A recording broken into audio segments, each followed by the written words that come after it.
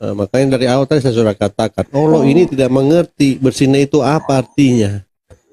Dia larang bersinah, tapi yang diajarkan persinahan. Teman-teman semuanya, kita akan menyaksikan diskusi antara apologet-apologet Kristen melawan debater Muslim. Topik yang akan dibahas adalah apa keistimewaan dari Nabi Muhammad dan apakah Allah itu tahu segalanya. Mari saksikan, Tuhan memberkati. Apabila mata beliau tergerak pada seorang wanita, maka suami wajib menalak. Luar biasa. Lirikan mata. Ya silakan Bang Islam. Bang Islam, aku ke toilet bentar, Bro. Bang Islam. Ini saya minta yang untuk penjawabnya satu orang aja ya. Kalau misalnya memang mau gantian menjawab boleh ganti-gantian gitu. Tapi maunya satu lawan satu gitu. Maunya mau kamu bawa lawan-lawan. Yang mau saya tanyakan yang pertama, Yesus itu Tuhan atau bukan? Topiknya lagi ini. Ya, Gitu, apa, dijawab aja dulu. Baca. Satu aja. Mau profesor atau ladusing, satu aja. Jangan dua-dua, satu aja. Ya Tuhan. Yang jawab siapa gitu? Ini. Tuhan. Oke, saya sama siapa nih? Sama profesor atau Kalau sama ladusing? Sutini aja. Sama Sutini gimana? Maksudnya? Iya, kau sama Sutini. Nggak nyambung. Ini sekarang room siapa gitu? Kalau nggak, kalau saya ngomong ke Agatha aja. Kalau nggak ladusing sama profesor diam aja boleh. Kau baca itu, coba baca dulu di ayat Al-Quranmu yang di depan itu. Nggak usah, aku nanya dulu tentang agamanya kalian tuh Udah malu, gimana. kan? Boleh? Boleh nggak? Di Saya situ tanya. ditulis bahwa sebentar. Kamu tadi saya rasa kamu udah menyimak dari tadi kamu di bawah kan. Mereka menjadikan orang-orang alim dalam kurung Yahudi dan rahib-rahibnya sebagai Tuhan selain Allah dan Al-Masih. Iya, jadi siapa tuannya? Al-Masih. Al-Masih itu Yesus. Al-Masih yang versimu. Versi kami Allah gitu. Iya. Itu Al-Masih berarti Allah kalau di sini. Setara dengan Allah, betul itu kata Pak Ladu. Setara dengan Allah. Berarti Yesus bukan Tuhan. Oh, nggak jelas. Aduh. Iya, dijawab aja. Kalau Silakan Pak Ladu. Ini 11-12 nih sama Sutini nih. Bohong, cebol. Di sini dikatakan ya, mereka menjadikan orang-orang alim dan rahib-rahib sebagai Tuhan selain Allah dan Al-Masih. Tahu tidak artinya ini? Ya. Berarti yang mereka jadikan ini rahib-rahib ya kan, orang-orang alim ini bukan sebagai Tuhan, ini berarti Tuhan palsu ya. Yang Tuhan asli itu siapa? Ini Allah dan Al-Masih, Isa putra Maryam. Ngerti tidak? Allah sama putra Maryam. Al-Masih putra Maryam. Al-Masih dan putra Maryam. Ya. Itu namanya Allah gitu. Tuhan yang benar ya. Tuhan yang mereka benar. menjadikan ya begini. Berarti iya, ini kan Tuhannya. ya kitabnya orang Islam ini. Iya, berarti mereka menjadikan orang-orang alim dan rahib-rahib sebagai Tuhan. Berarti Tuhannya mereka ini salah ya. Rahib-rahib dan orang alim kan bukan Tuhan. Selain Allah dan Al-Masih. Allah dan Al-Masih ini setara. Nah, makanya di sini katakan sini, padahal mereka hanya disuruh menyembah Tuhan yang Maha Esa. Berarti apa? Yang Maha Esa ini adalah kesatuan. Ya, Al-Masih dan Allah ini adalah suatu kesatuan. Itulah yang namanya Esa. Makanya tadi dikatakan di situ kalimat tullah. Kalimatullah dan kalamullah. Dan terakhir Pak Ladu terakhir. Tadi ada yang request Anissa 172 Pak Ladu. Iya, itu lagi. Kita lihat Anissa ya tadi. Saya mau buka juga tadi tuh. Ini memperjelas. Silakan Pak Ladu. Oke. Lihat ya. Al-Masih sama sekali tidak enggan menjadi hamba Allah. Berarti sebelumnya dia bukan hamba Allah. Betul tidak, Kim? Kim? Tidak enggan menjadi hamba Allah. Berarti sebelumnya dia bukan hamba Allah, kan? Bukan. Mesias ini. Muhammad itu hamba Allah atau bukan? Muhammad. Dia tidak mau jawab. Ya, siapa yang mute dia? Tolong jangan di mute. Aku nggak ada nge-mute. Dia matikan. Makanya ini ayatnya salah ini mestinya. Mestinya tulisannya Al-Masih sama sekali tidak enggan menjadi tukang becak, mestinya gitu. Iya, ini hamba Allah. Sedangkan di Islam, ya, selain Allah semuanya hambanya, termasuk Muhammad. Bapaknya Muhammad saja dibilang hamba, namanya Abdullah, hamba Allah. Apalagi anaknya. Itu sampai bawah Pak Prof. Iya, Pak oke. Faldo. Begitu pula dengan para malaikat yang terdekat. Dan barang siapa enggan menyembahnya dan menyombongkan Dan diri, maka menyombongkan Allah diri. akan Mengumpulkan Allah mereka. akan Iya. mengumpulkan mereka semua kepadanya. Ini kepada Isa. Berarti Siapa disembah. yang enggan menyembah Isa? Nah itu. Wih. Coba Pak Lado pakai dialek French. Oke.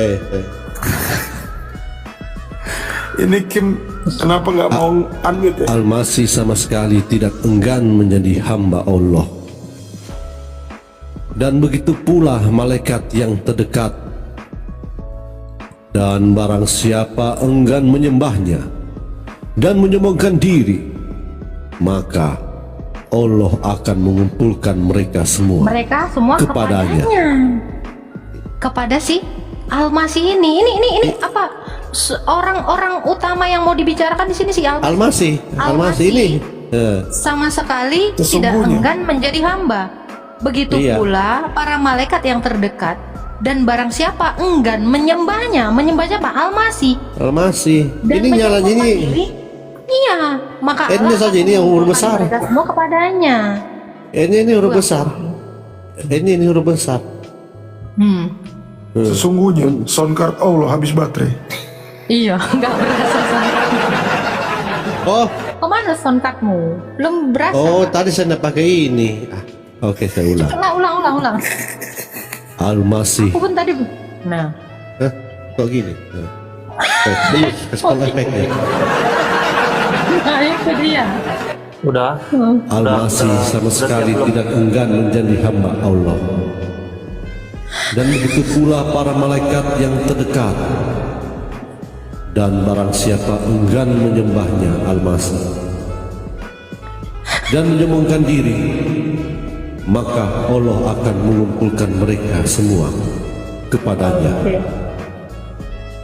Udah Iya, siap. itu aku kira tadi kurang menggema apa perasaanku aja, ternyata bener.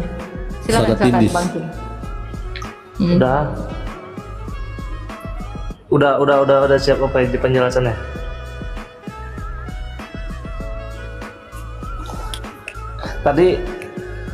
Tadi balik ke pertanyaan yang di awal.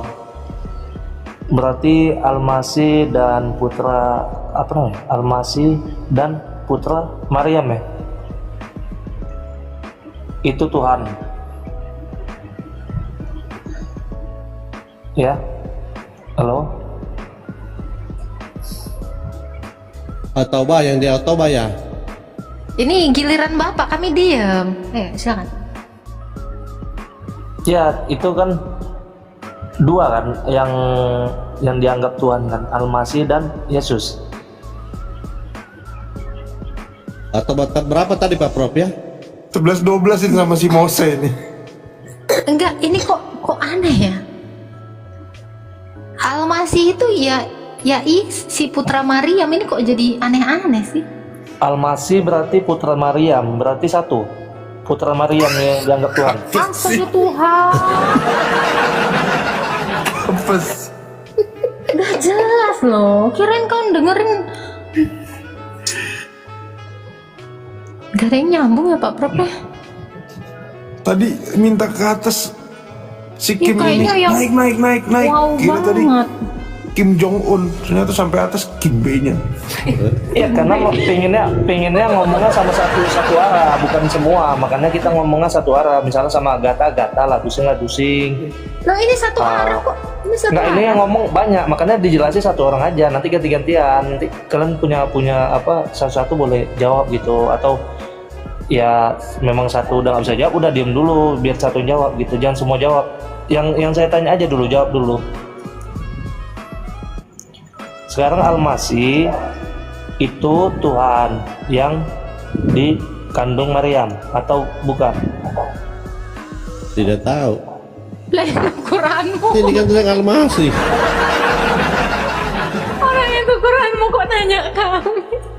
Apa? Itu kan Quranmu. Kok nanya Kami nggak ada Al-Masih namanya. Kita di Al-Quran itu cuma ada Isa. Itu Aduh. Quran bang, Allahu Akbar. Gua kira lu pakai kuping dari tadi dengerin. Gimana ini pala tuh? Ya ilah. Ini Sutini sampai ketawa, Sutini ketawa. Sutini aja lah kau, nggak nyampe kau tuh turun di bawahnya Kimbe kau.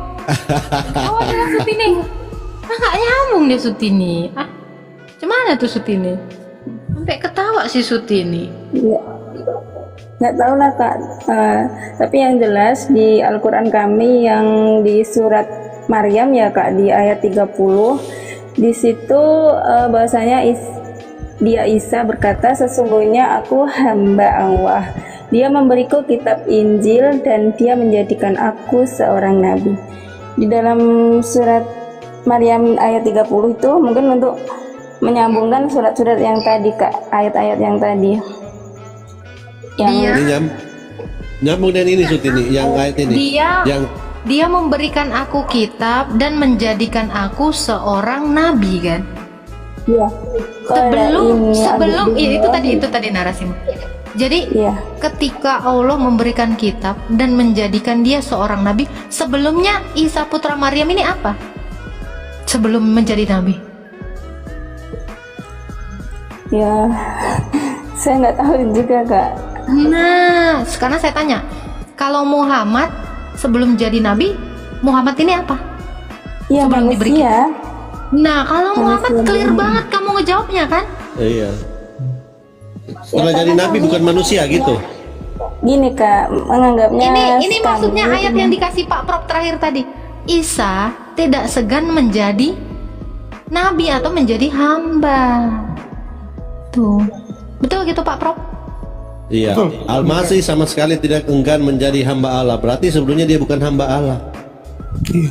Sebelumnya pasti levelnya lebih tinggi dari hamba. Iya, karena tidak enggan, tidak malu-malu lah gitu, tidak malu-malu jadi hamba Allah gitu. Berarti dia sebelumnya itu bukan hamba Allah.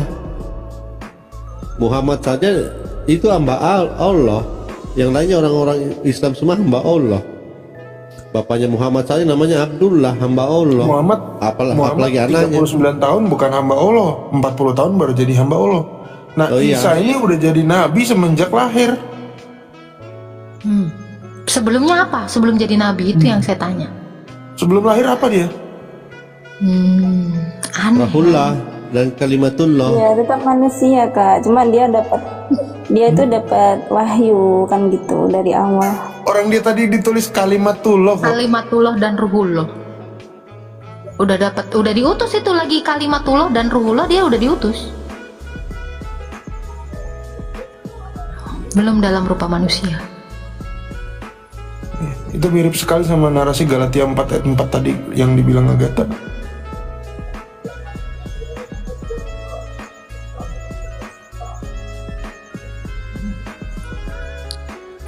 Kita kasih bantuan buat Kak Sutini ya. Ini Abu. Tapi Kim tadi cara cabutnya keren ya. Udah tahu nggak bisa kemana-mana, akhirnya dia memisahkan Al-Masih dengan Isa. Putra Maryam. Nggak ada Al-Masih di Al-Quran. Yang tadi ditunjukin itu apa Pak Prof? Aku pun bingung. Itu kayaknya koran itu, koran Sindo. Pak Ladu, Ya. tegur dong Pak yang di sebelah Pak. Oh iya ya, ada orang. Ada air terjun Pelangi itu. Selamat malam Aris, Abu. Malam-malam. Ya, Islam Kristen Pak. Islam. Iya. Jadi ini Ibu Sutini lagi bingung ini. Isa ternyata si Isa ini, ya, dia sebelum jadi manusia dia sudah diutus. Oke. Sebelum berarti kalau belum jadi manusia terus dia diutus, berarti dia sudah wujud dong. Siapa sebenarnya Isa ini Pak Aris sebelum jadi manusia? Ya, surah An-Nisa tadi yang Pak yang dibaca, Al-Masih sama sekali tidak enggan menjadi hamba. Jadi konteksnya di sini bukan Al-Masihnya, tetapi mengkabarkan. Yang itu tadi Palado, coba buka Palado. Yang kalimatullah dan ruhullah itu loh. Mana tadi? Bukan. Oh, An-Nisa 17 berapa tadi ya? Oh, ini di atasnya ini. 171 Pak Sepala. Iya, di atasnya.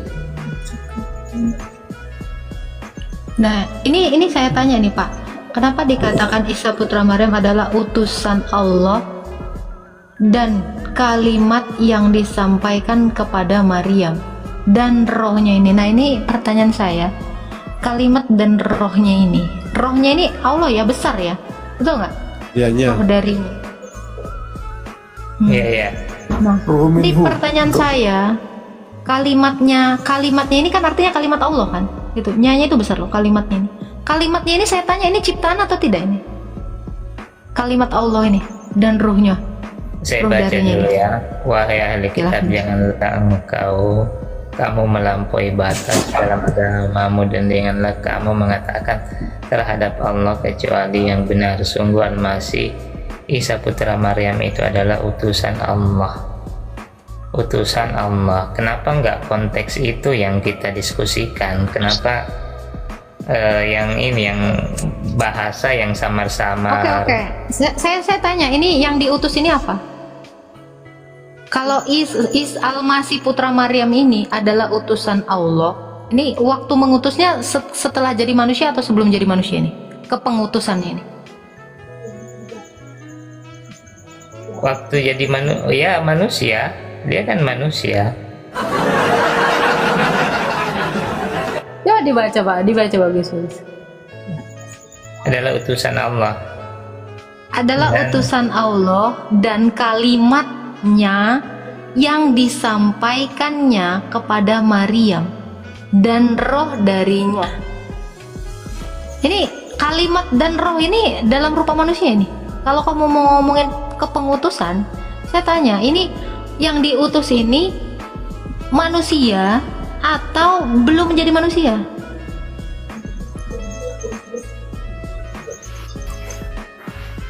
Jadi gini, kita 5 detik Prof. Jedanya 5 detik Prof. Jadi gini, Pikir. ini kenapa enggak kita diskusikan yang cukup jelas ya? Isa putra Maryam adalah utusan Allah. Jelas, enggak ada yang ini, enggak ada samar-samar. Yang dibawa-bawa itu kadang dipelintir Tadi kan orang. permintaan, tunggu, tadi kan permintaan Anda, kenapa kita nggak mendiskusikan utusannya ini? Ini justru saya mau nanya ini, kepengutusannya Isa ini apa? Dalam rupa manusia kah atau belum menjadi rupa manusia? Kalau untuk itu saya belum terlalu menangkap. Ngapain dia naik berarti?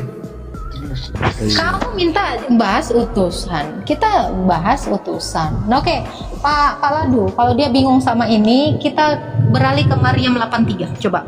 Nah, mungkin dia ini udah tahu ini. Ini juga diutus ini. Ini ada korelasinya ya Pak Prop ya dengan kepengutusannya. Kalau dia bingung, ini saya tanya ini. 83. Nah, coba silakan Pak. Ini kita ngomongin kepengutusan. Silakan Pak Abu, mungkin mau baca. Tidakkah engkau melihat bahwa sesungguhnya kami telah mengutus setan-setan itu kepada orang-orang kafir untuk mendorong mereka berbuat maksiat dengan sungguh-sungguh. Oke, yang saya tanya, ini Allah mengutus setan-setan, ya kan? Ini yang diutus ini dalam rupa setan atau dalam rupa nabi? Setan. Berarti ini kan kita bisa dengan jelas ya menangkap ini tidak ada nabi di sini ya. Atau kalian mau mengatakan bahwa setan ini adalah nabi? Karena diutus loh ini. Ngomongin soal pengutusan ya. Gimana? Atau kalian mau nyebut setan ini adalah nabi? Yang sebelumnya setan terus jadi nabi? Jadi dalam bahasa itu mengutus itu nggak selamanya bermakna ini Nabi. Enggak ya itu enggak selamanya bermakna nabi. Oke, kita kembali yang tadi Pak Ladu. Coba yang tadi lagi. Nah, ini kira-kira bisa nggak? Ini juga nggak selamanya ini maknanya adalah nabi yang diutus. Yang tadi lagi tuh. Isa tadi, kalimatullah dan ruhullah. Ini bisa jadi Allah yang diutus atau kalimat dan ruh Allah yang diutus menjadi ini nabi, ya kan? Nah ini, kalau ngomongin kepengutusan, kalau di sana tadi yang diutus setan, berarti Allah bisa mengutus setan. Ini bisa nggak Allah mengutus kalimatnya dan rohnya? Jadi di sini udah tahu ya, Al-Masih itu sebelum jadi manusia dia diutus kan? Arahnya gimana nih garanya? Tadi ini kan jelas kalau untuk konteks ayat ini jelas mengutus. Ini apa? Ini saya tanya. Ini Nabi yang Isa, diutus. jadi Al-Masih itu diutus. Kemudian yang kedua tadi itu yang setan-setan itu konteksnya bukan nabi. Cukup. Saya tanya, yang saya tanya ini pahami itu saja dulu. Iya, Al-Masih ini ketika diutus dia sudah dalam rupa manusia atau belum? Tadi kan Anda belum bisa menjawab. Saya kasih contoh tadi kayak setan. Ternyata setan itu tidak berubah menjadi nabi kan? Walaupun diutus. Sekarang saya tanya ini kira-kira kalimatnya dan roh darinya ini waktu diutus Allah ini udah dalam rupa manusia atau belum? Putra Maryam itu adalah utusan Allah dan yang diciptakan dengan kalimatnya disampaikan kepada Maryam dan dengan tiupan roh darinya maka berimanlah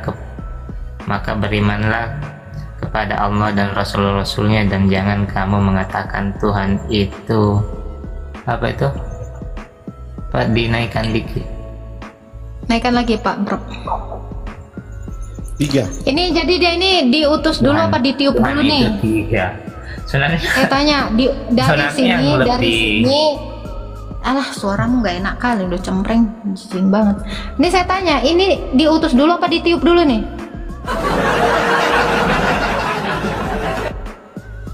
Saya tanya itu kan dengan tiupan tuh kan, ya kan? Ya ini jadi diutus dulu apa ditiup dulu nih? Waduh, ini aduh. Udah aduh di makro. Konteks ayat Ini saya tanya, ini diutus dulu apa ditiup dulu? Bukan konteks itu yang mau dibahas, yang inti daripada maksud ayat saya ini. berarti kalau Inti belum daripada- ditiup, saya tanya. Gini bro, maksud saya ditiup itu bukan narasinya negatif ya. Maksud saya kalau belum ditiup kan dia belum jadi manusia kan? Betul nggak? Belum mengandung dong ceritanya ini kan? Ya nggak? Betul nggak Pak Prof? Betul. Jadi Iya, jadi kalau belum ditiup, waduh. mungkin nggak Maryam ini mengandung dan Isa ini menjadi manusia? Paham kan? Jadi dia memang diutus kadang dulu, baru ini kesalahan. Kadang itu kita tidak terlalu letterlet dalam menerjemahkan, ini yang sulit. Terlalu letterlet. Anda kan bukan masalah terlalu letterlet ya. Ini yang namanya kajian kata per kata. Nah, itu kesalahannya. Kami itu tidak dia mau inti dari kesalahannya. mengeksegese. Itu dia dari inti kesalahannya karena Anda mengkajinya secara letterlet. Loh, Wah, berarti Kok letterlet setiap disalahin kata sih? Iya, berarti setiap kata yang disampaikan Allah ini seolah-olah menurut kamu tidak memiliki arti kan? Harusnya setiap kata, bahkan kalimatnya ini adalah firman loh. Yang ini pun adalah firman, ada artinya ini. Iya, Harusnya betul. seperti itu. Tapi bukan cara begini. Cara Maksudnya, orang Pak, menerjemahkan itu mengkompromikan dari atas sampai bawah. Saya bukan nggak pernah ngambil- kompromi. Saya letterlek, saya nggak menafsir. Apa Saya perlu dipelintir, Pak? memahami kata per kata. Kami Apa nggak perlu dipelintir, Pak, ini? Oh, Mungkin, Pak, Anda Pak, yang mau Pak- memelintirnya, mau mengubah-ngubahnya. Coba Mungkin surah Pak Hud Aris ayat mau 1. mempelintir ya perkataan Coba Allah. buka surat Hud ayat 1. Itu orang di ini kok diturunkan Quran ini secara terperinci kok, bukan secara majas.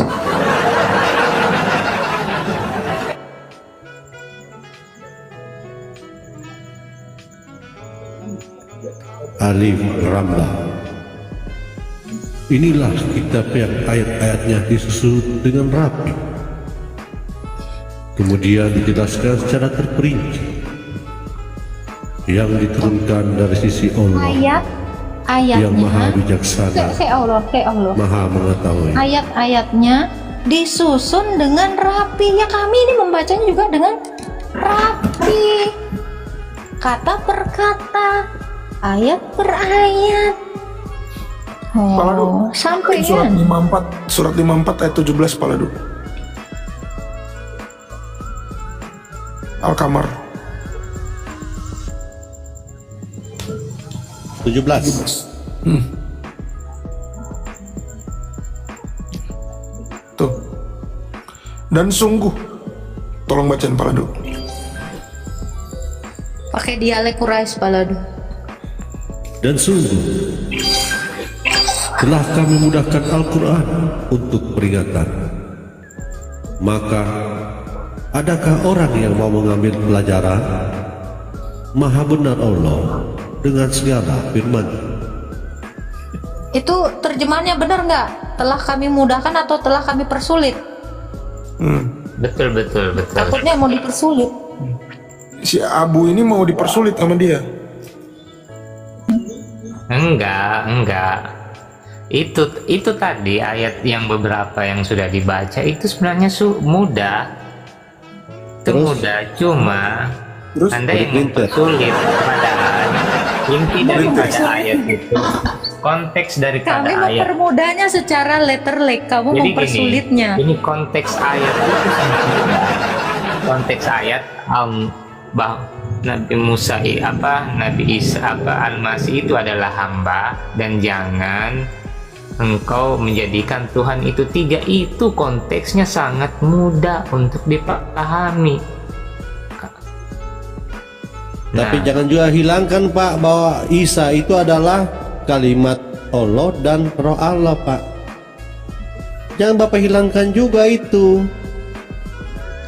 Yang itu intinya, ini yang mau dipelintir yang bukan daripada inti Loh, dan konteks ini ayat. masa kami mempelintir, sedangkan di sini dikatakan bahwa Isa itu adalah utusan Allah dan kalimatnya yang disampaikannya kepada Maryam dan rohnya. Iya. Jadi itu inti daripada ayat ini. Al-Masih itu adalah utusan Allah, dan jangan menjadikan Oke. Tuhan Kalau itu dia tiga. utusan, sekarang seandainya dia utusan, ya. Mulai umur berapa dia diutus, Pak Aris? Dia jadi nabi umur berapa?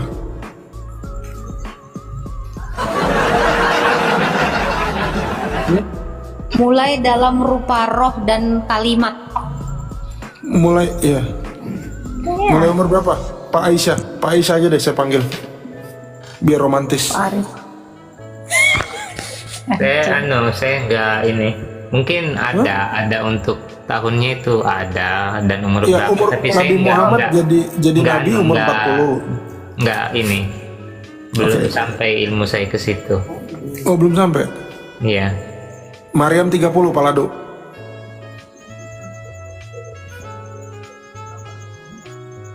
Maryam 30.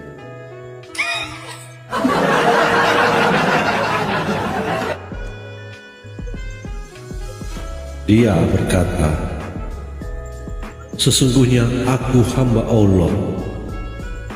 Dia memberiku kitab dan dia menjadikan aku nabi.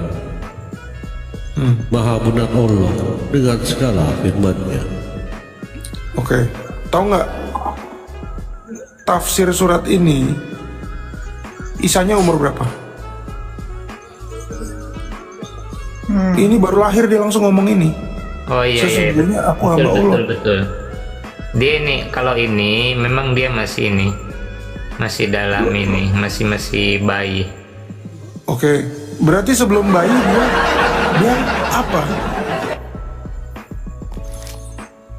Sebelum bayi dia apa? Tadi kan dia diutus, terus dia bilang tidak enggan menjadi hamba Allah, ya kan? Iya. Sementara dari bayi dia sudah jadi hamba Allah. Berarti sebelum dia jadi seorang anak laki-laki atau bayi, dia ini siapa? Kalimat dan roh. Tunggu. Saya butuh ini Pak, butuh menjangkau apa? Butuh otak. Bagaimana pendekatan Bapak tuh? Coba ulang Pak. Isa udah jadi hamba Allah. Ini pengakuan dia ya, waktu dia masih bayi. Iya, terus. Oke.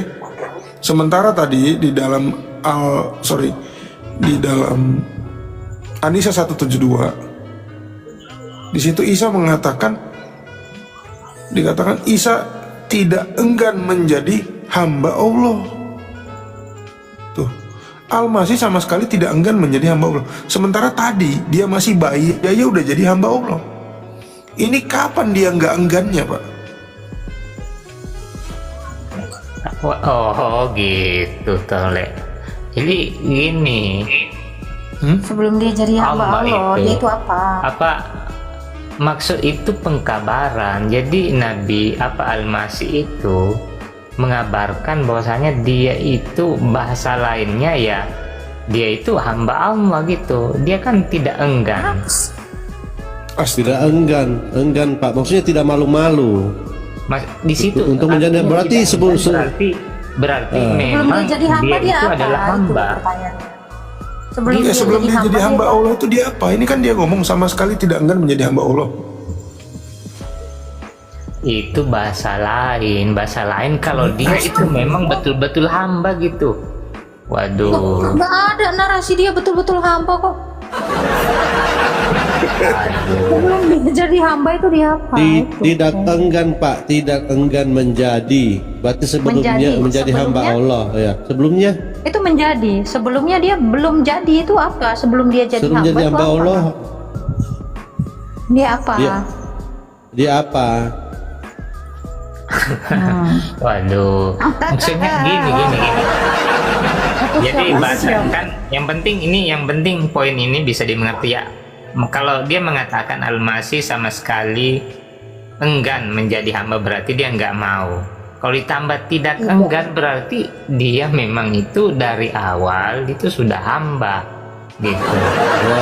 Ngapain menjadi hamba? Ngapain menjadi? Kok menjadi? Itu dia masalahnya. Ini kayak kata-kata nggak Itu penting dia kan? masalahnya. Kamu mau bilang ayat Allah ini ada kata yang nggak penting, gitu kan? Demi gitu loh, Prof. Demi keegoisannya dia mau bilang ini kalimatnya Allah ini kayak nggak penting gitu loh, ya kan?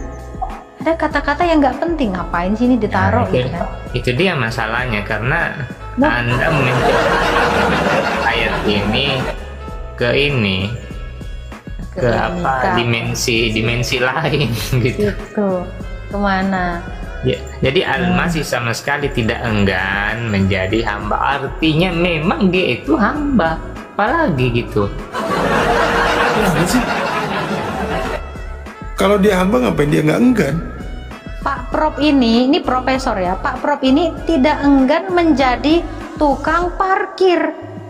Sebelumnya lu apa, Pak? Berarti bukan tukang parkir. Bukan tukang Berarti parkir. sebelumnya lebih baik posisinya daripada tukang parkir. Mestinya begitu, Pak. Iya. Karena lebih rendah jadi hamba. Nah, gimana sih lo bahasanya? Aduh. Iya. Kalau bahasanya ini berarti sebelumnya ini dia bukan hamba Allah. Pak Prof sama sekali Posisinya lebih tidak tinggi daripada hamba Allah. Ini nih ya, saya ganti ya. Pak Prof sama sekali tidak enggan menjadi kang parkir. Nah ini gimana tuh? Sebelumnya lu tukang parkir nggak Pak Prof? Bukan. Lebih baik Bukan. mestinya. Iya, dia ini sebelumnya ini apa? Kang bensin. Bercanda. Ini HBD, tadinya juga Pak Prof. Pak Aisyah sebelum masuk ke room Agatha, dia tidak enggan menjadi seorang tukang bohong. Iya. Karena sebelumnya dia tidak berbohong. Sekarang jadi tukang bohong.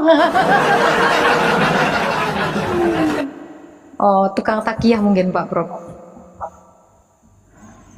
Jadi konteks ayat ini adanya klaim dari luar bahwa dia ini Tuhan sampai pada akhirnya Allah mempertegas dengan ayat ini dia itu jangan dikeluarkan dari hamba, bahkan dia itu tidak enggan untuk menjadi hamba. Nah, gitu. Kalau seperti itu artinya Allah juga mengkonfirmasi bahwa dia juga Allah.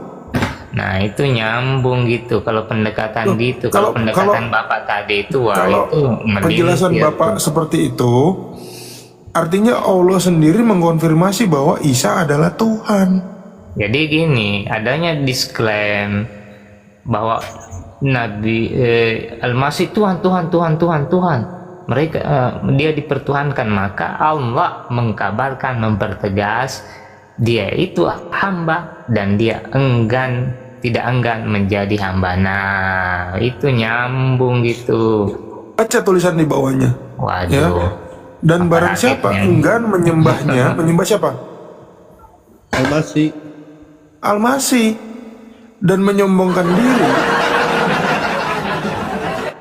maka Allah akan mengumpulkan mereka semua kepadanya. Bapak jangan enggan ya menyembahnya ya. Nanti Bapak dikumpulkan loh. Tuh. Gimana tuh Pak? Apa tuh? Loh itu. Baca dong. Dan begitu pula para malaikat yang terdekat, dan barang siapa enggan menyembahnya. Allah ini nyuruh kalian itu jangan enggan menyembahnya. Betul nggak Pak Prof? Betul udah. Fix.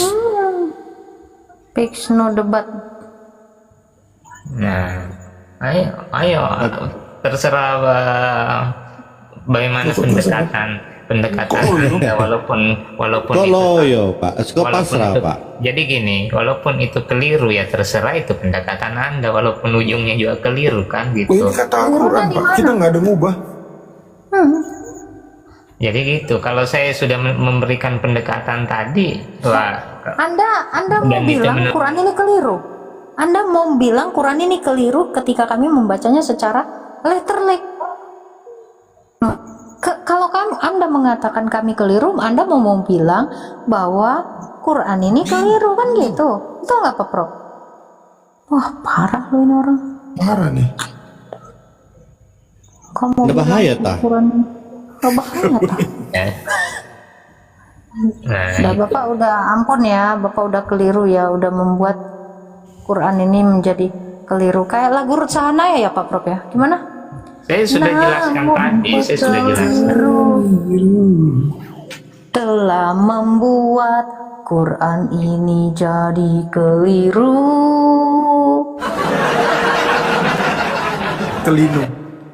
Kelinu. Maaf nyambung sedikit ya Kak. Sebenarnya itu bukan Al-Qur'annya yang keliru Kak. Oh Bapak tadi kan? Iya. Sebenarnya ya pemikiran kita ada yang awam ya. Jadi kalau Al-Quran keliru tuh tidak mungkin. Kita ada yang kurang ilmu. Minta lu aja kali. Aduh. Namun ku keliru telah membuat Isa enggan disembah. Nggak boleh baca letterlek lagi. Nggak boleh. Itu salah baca letterlek. Harus dieksegese, Prof. Padahal tadi ayatnya ya dipermudah. Ini dipersulit.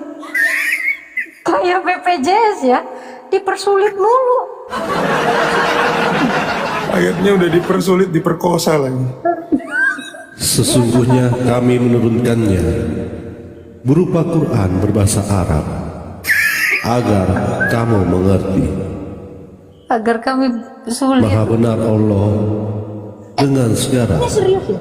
firman. Sesungguhnya kami menurunkannya berupa Quran berbahasa Arab. Agak lain ya Allah ini ya. Ini rasis loh. Ini rasis loh. Benar nggak, Prof? Ini rasis loh. Lah ini Parah. sama Kemenak. Kalian nggak dianggap guys orang Indonesia. Ini Qurannya dilepeh loh, dikencingin. Kenapa? Allah sudah nurunin bahasa Arab, sama Kemenak diterjemahin bahasa Indonesia. Iya, enggak. Ini rasis loh. Berarti Quran ini hanya untuk orang Arab loh. Itu maksudnya. Astaga, kalian nggak dianggap Kak Sutini.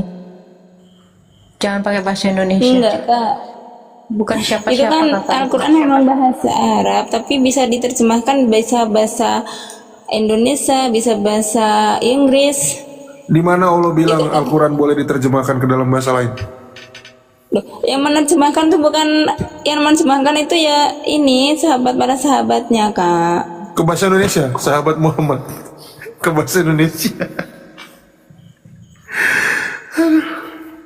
Bingung aku Kan lihat kita logika orang seorang Muslim Islam. bukan hanya ada di Arab, Kak.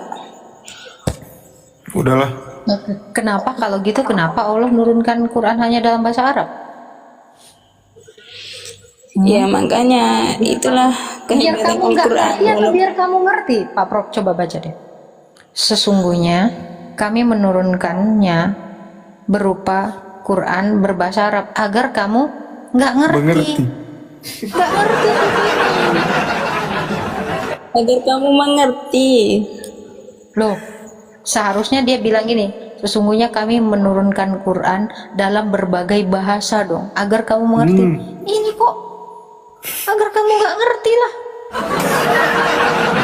Nah, orang bahasa Arab kamu ngerti nggak bahasa Arab? Sekarang saya tanya, Kak Sutini ngerti nggak bahasa Arab? Ngerti sedikit sih, Kak. Loh, itu kayak roh. Tidaklah kamu diberikan Al-Isra 85 itu. pengetahuan tentang roh kecuali sedikit. Berarti yang mengerti ini cuma orang Arab yang mengerti nih. Makanya orang Arab ketika membaca Al-Mu'minun 5 dan 6 itu TKW ini pada dibuntingi. Karena mereka yang mengerti. Iya, coba Al-Mu'minun ya saya baca ya. Dan orang yang memelihara kemaluannya. Bukan dong Pak Lado ayatnya, biar kita baca. Oke. Nah, itu ayat yang mana? Iya. Memelihara kemaluannya. Makanya orang Jadi dia peliharanya gini ya Pak Lado. Pagi-pagi dia megang kemaluan terus sambil siul ya. tidak rajin disiram, Prof. Rajin disiram. Semprot.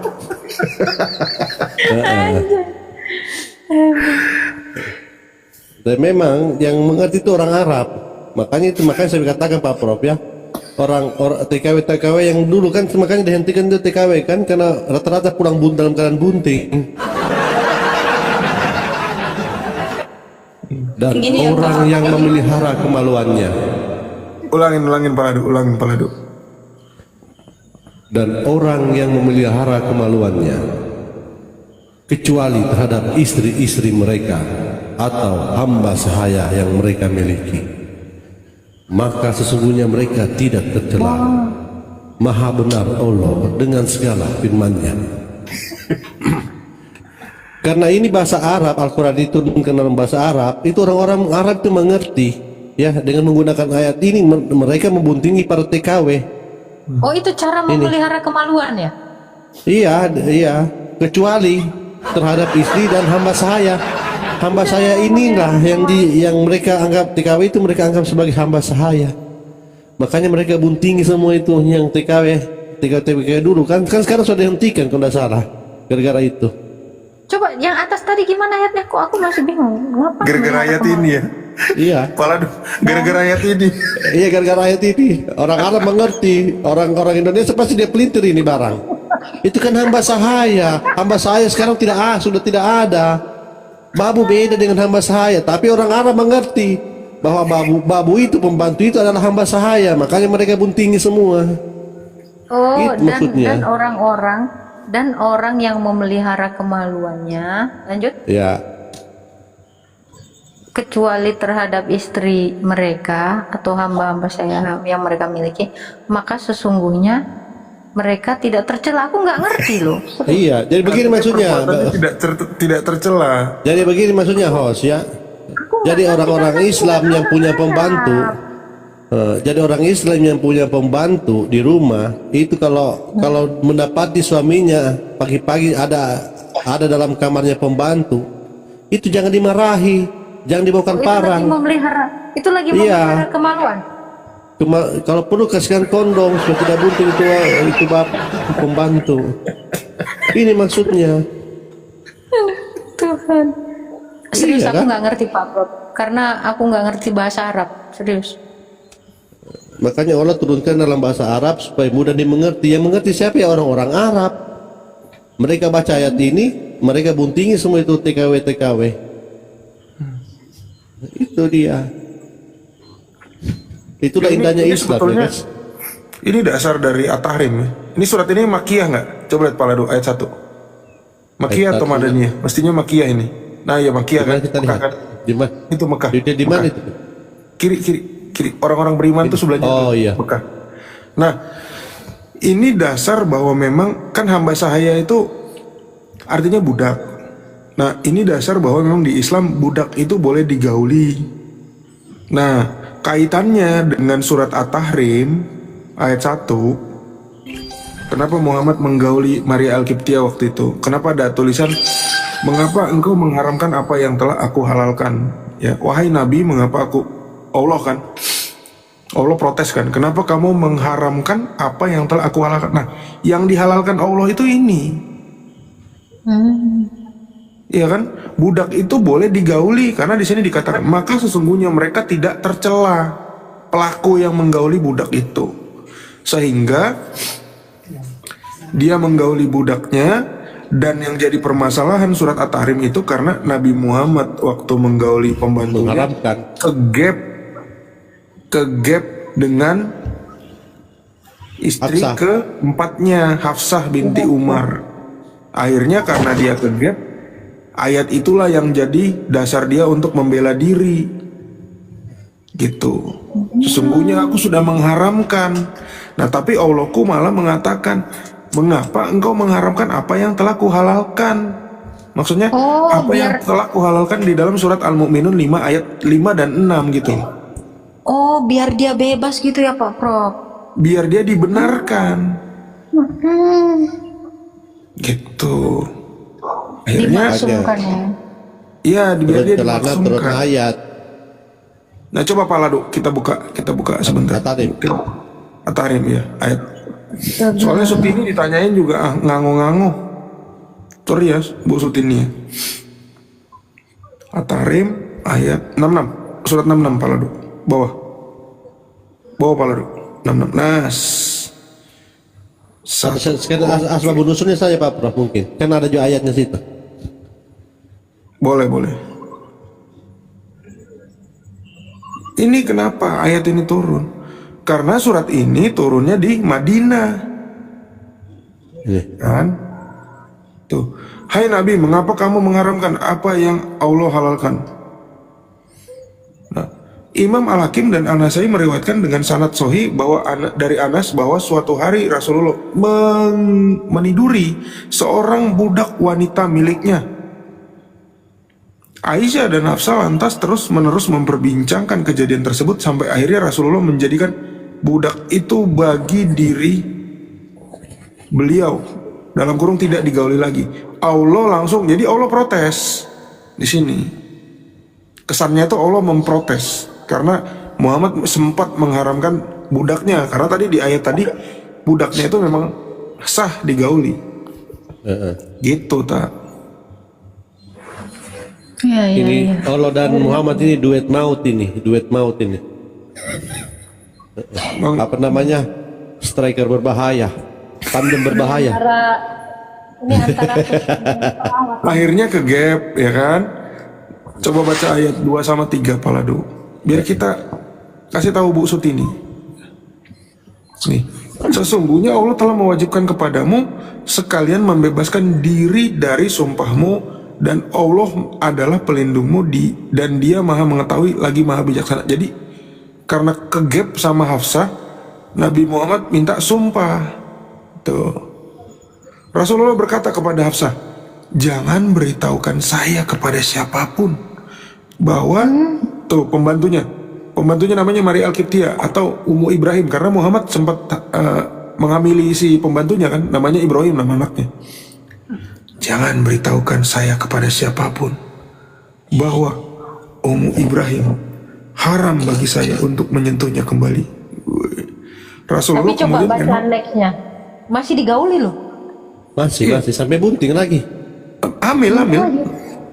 Astaga. Ya nggak mungkin mereka ke gapnya lagi korek kuping kan? Nggak mungkin. Atau lagi bunyiin rambut. Rasulullah kemudian memang tidak menggaulinya lagi hingga Hafsah membocorkan ucapan Rasulullah tersebut kepada Aisyah. Lalu Allah menurunkan ayat, sungguh Allah telah mewajibkan kamu kepadamu membebaskan diri dari sumpahmu. Nah, suatu ketika Rasulullah menggauli Maria, seorang budak. Nah ini kan budak kan, wanitanya di rumah Hafsah. Tiba-tiba Hafsah muncul dan mendapati Maria tengah bersama Rasulullah. Hafsah lalu berkata, wahai Rasulullah, kenapa harus di rumah saya, tidak di rumah istri-istri engkau yang lain? Wah ini Hafsah kasihan banget nih. Ya, kasihan banget Hafsah ini. Yang lain Rasulullah Allah berkata, wahai Hafsah, mulai saat ini haram bagi saya. Nah dia mengharamkan. Sudah. Belum ayat 3, sabar. Sudah, konteks rahasiakanlah ucapan saya. Sebentar, belum ayat 3. Terjemahan atau tafsir, tapi kok buat semaumu sendiri. Sabar, jangan potong. Akan tetapi rahasiakanlah ucapan saya ini dari siapapun. Nah ini Nabi Muhammad udah apa banget ya? Rahasia. Udah apa ya, wibawanya udah drop banget di sini ya, ke gap ya, namanya ke gap. Pasti nih dia ngomong ini belum sempat pakai celana nih. Akan tetapi ketika Hafsah keluar dan bertemu dengan Aisyah, ia lantas membocorkannya. Allah lalu menurunkan ayat 1, wahai Nabi. Oke. Ayat 3 aja Paladu. Langsung ya. Nah, ayat 3. Nah ini ayat Al-Quran ya, ini bukan tafsir ya. Ini ayat Al-Quran ya teman-teman ya. Tuh, tidak ada asbabun nuzul untuk ayat ini. Ini terlalu jelas. Soalnya ayat ini terlalu jelas. Dan ingatlah ketika Nabi membicarakan secara rahasia kepada salah seorang istrinya. Maksudnya tadi dia ngomong ke Hafsah kan, Hafsah jangan ngomong-ngomong, mati aku nanti kalau ketahuan sama Aisyah, ketahuan sama yang lain. Pak Prab, kok juga yang ngasih tahu ya sama Romo ya, aku HBD, kok dia WA aku? Gak ada. Romo nonton di bawah. Agatha HBD ya. Loh, Romo. Lanjut Prof. Gak ada. Aku gak ada WhatsApp ke grup atau kemana. Maka tatkala Hafsah atau istri yang ngegap Muhammad tadi lagi meniduri pembantunya sesuai dengan Al-Mu'minun, menceritakan peristiwa itu kepada Aisyah, ya Nabi Muhammad takut Aisyah tahu. Dan kita lihat nih di sini ada wartawan insert investigasi ya. Namanya siapa? Bu Sutini, wartawannya? Tuh namanya Allah, tuh lihat. Allah memberitahukan hal itu dalam kurung pembicaraan Allah ikut Hafsah dan menggosip. Aisyah. Sekajam silat kepada Muhammad. Nah, Allah ngasih tahu ke Muhammad. Lalu Muhammad memberitahukan. Baru tahu aku dia Allah gosip. Ya Allah. Iya, ikut gosip juga. Ya, ini redaksi Allah. Ya. Allahnya seolah-olah jadi Feni Rose. Allah memberitahukan hal itu, pembicaraan Hafsah dan Aisyah kepada Muhammad. Lalu Muhammad memberitahukan sebagian yang diberitakan Allah kepadanya. Jadi siapa yang lapor ke Muhammad? Allah. Allah itu yang diberitakan Allah kepadanya. Allah ikut menggosip. Ini ayat Al-Quran loh ya, teman-teman, ini ayat Al-Quran. Ya, tolong serius, jangan ketawa. Dan Oke. membunyikan sebagian yang, menyembunyikan sebagian yang lain kepada Hafsah. Nah, maka tatkala Muhammad Astaga. memberitahukan pembicaraan Anda antara boleh Hafsah ketawa dan atau Aisyah, takut saja. lalu Hafsah bertanya, Muhammad kan ngomong kan, ini aku tahu nih lu pasti ngomong ke Aisyah kan. Nah, Hafsah nanya, siapakah yang telah memberitahukan itu kepadamu? Hafsahnya kan namanya nggak sekolah, istrinya Muhammad nggak ada yang sekolah, ya kan? Bisa aja dong di apa istilahnya bahasa Jakartanya Bego. apa di bawah dikadalin ya. Nabi menjawab, telah diberitahukan kepadaku. Coba Oleh Allah. suaranya gimana Pak? Oke. Dialek Quraisy. Telah diberitakan kepadaku oleh Allah yang maha mengetahui, lagi maha mengenal. Maha benar Allah dengan segala firman-Nya. Insert investigasi. Dikupas secara setajam silet. Di ayat ini bertentangan sekali loh Kak, yang tadi yang tafsirannya bahwa Muhammad itu meniduri siapa? Maryam Bukan binti Tibiah. berzina, ya. Padahal di dalam Islam itu berzina itu kan dosa besar Kak. Kok bisa yang ditafsirkan tuh kayak palsu Ini deh? ayat Al-Quran ini Bu, bukan tafsir. Bukan yang itu yang ayat termasuk Al-Quran. Kak. Kalau di sini jelas nggak tertulis ada yang meniduri lah, soal yang tadi lah yang kakak jelaskan sebelum ini, yang nuzul apa tadi loh, pokoknya sebelum Asbabun ini. Kalau nuzul. ini nggak tertulis seperti itu Kak. Jadi orang kalau nggak suka ya itu biasanya menafsirkan dengan kata-kata yang kotor bahkan. Padahal di dalam Islam ya itu tidak ada membenarkan, maksudnya tidak membenarkan berzina itu halal. Kalau menikah iyalah boleh, tapi kalau berzina itu sangat dosa besar di situ Lah Kak. Di bawah ada memang yang typing, bagi tak di bawah ada yang typing. Kisah Yesus itu, wah berarti umatnya udah malu ya. Nah memang Muhammad ini menggauli, maka tahu tidak Ibu Sutini, ada anaknya Muhammad yang namanya Ibrahim, tahu tidak, yang mati waktu masih kecil. Siapa? Inilah ibunya yang lagi digauli ini. Inilah ibunya ini yang lagi digauli. Coba kamu cek nama istri-istrinya bagindamu. Ada tidak yang namanya Maryam Kiptiah? Tadi Tidak ada. Kak Sutini gini, kata Kak Sutini. Saya ngecek di Asbabul ini nggak berzina seperti itu- ini Kak konteksnya. Tunggu. Kak Sutini tadi bilang berzina itu tidak dihalalkan. Loh itu At-Tahrim ayat 1. Apa yang sudah dinyatakan halal oleh Allah, jangan kau nyatakan haram. Justru menggauli budak itu adalah halal. Enggak Kak, enggak seperti itu maksudnya. Coba. Al-Mu'minun tadi Bu, yang saya Zaman buka. dulu ya Kak, kalau zaman dulu itu memang ada ya menggauli budak itu dihalalkan. Itu mungkin berlaku untuk zaman dulu. Mungkin kalau sekarang udah beda lagi Kak. Itu zaman Jadi kalau- Muhammad kan? Betul kan? Pelakunya Iya. Zaman dulunya itu zaman kapan? Zaman Muhammad kan, Kak Sutini? Iya, itu zaman Muhammad. Ya udah, Cuma berarti kalau boleh. ini sangat bertentangan dengan ayat-ayat Al-Qur'an, ayat-ayat Allah yang bahwasanya berzina itu dosa besar, Kak. Mana? Kalau ini bertentangan Kak Sutini, tentu ayat 3-nya tadi nggak akan berbunyi sejelas itu. Sampai yang nulis asbabun nuzul aja malu ya. Ayat ini tidak ada asbabun nuzul. Tapi yang di Ayat 3. konteksnya yang di Al-Qur'annya ya Coba. yang enggak asbabun Coba itu kan enggak Kak seperti Sutini ini. bisa nggak bisa bacain nggak ayat 3-nya ini sama nggak dengan yang kakak punya di Al-Quran di tempat kakak? Ayat 3. Di sini tidak ada, saya cari di Asbabul Quran saya tidak Iya. ada Kak yang memang katakan tidak ada. Nanya ayatnya, saya nggak nanya asbabun nuzulnya. Ayatnya sama nggak? Kisahnya. Kalau ayatnya memang sama, karena Al-Quran memang nggak Oke, ada yang kalau bisa gitu- merubah. Oke, kalau ayatnya sama, kalau gitu kira-kira ini gosip apa yang sedang diceritakan antara Hafsah dan Aisyah? Saya kurang tahu Kak, tapi kita Waduh, juga nggak jangan bisa ngomong nggak tahu dong. menafsirkan. Maksudnya kita jangan menafsirkan sembarangan Kak, bahaya. Sembarangan yang mana? Jadi itu kan seperti menistakan agama Islam kayak gitu. Padahal Memang itu dalam datanya iman Islam, kami Kak.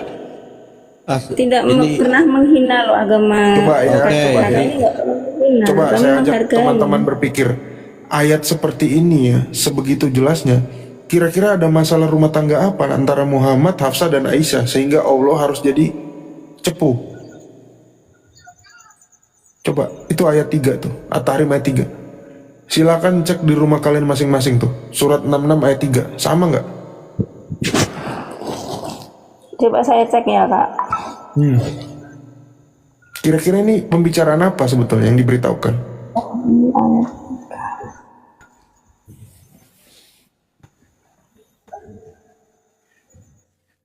Nah, makanya dari awal tadi saya sudah katakan, Allah ini tidak mengerti berzina itu apa artinya. Dia larang berzina tapi yang diajarkan perzinahan.